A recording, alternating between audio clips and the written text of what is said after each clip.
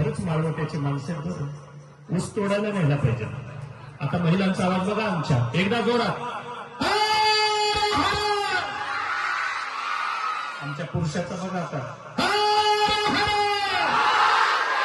याला म्हणाव छत्रपतीचे मावळे.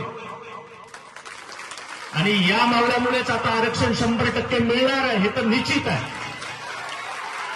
छत्रपती शिवाजी महाराज की, छत्रपती संभाजी महाराज की, राजमाता पुण्यश्लोक अहिल्यादेवी की, अपने अपने माता पिता की, गौ माता की, भारत माता की, वंदे. एवढा मोठा आवाज गेला पाहिजे वंदे मातरम की आपला धर्म काय लोकांना कळायला पाहिजे. वंदे वंदे वंदे. उद्या भेटूया ठीक दुपारी.